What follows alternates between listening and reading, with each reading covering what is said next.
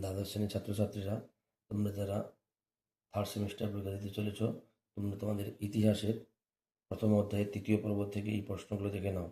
নিপতিত লোক অভিধায় ভূষিত করা হয় কাকে?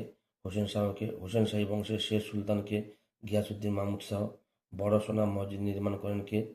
নসরত শাহ। পাণ্ডব বিজয় গ্রন্থের রচয়িতাকে? কবীন্দ্র পরমেশ্বর। পরাগল খাঁর সভাকবিকে? কবীন্দ্র পরমেশ্বর। হোসেন শাহী বেঙ্গল গ্রন্থটির লেখককে? মমতাজুর রহমান তরফদার। কদম রসুল মসজিদ নির্মিত হয় কোথায়? গৌড়ে। একলাখী মসজিদ নির্মিত হয় কোথায়? পান্ডুয়ায়। চৈতন্য চরিতামৃতের রচয়িতাকে? কৃষ্ণদাস কবিরাজ। চৈতন্য ভাগবত গ্রন্থের রচয়িতাকে? বৃন্দাবন দাস। চৈতন্য মঙ্গল কাব্যের রচয়িতাকে? জয়ানন্দ। অন্নদা মঙ্গল কাব্য রচনা করেন কে? রায়গুণাকার ভারতচন্দ্র। মনসা মঙ্গল কাব্যের শ্রেষ্ঠ কবিকে? বিজয় গুপ্ত। কবি কঙ্কন কাকে বলা হয়? মুকুন্দরামকে। মৈথিলীকে কাকে বলা হয়? বিদ্যাপতিকে। ভিডিও ভালো লাগলে লাইক কমেন্ট শেয়ার করবে এবং চ্যানেলটিকে সাবস্ক্রাইব করে আমার পাশে থাকবে।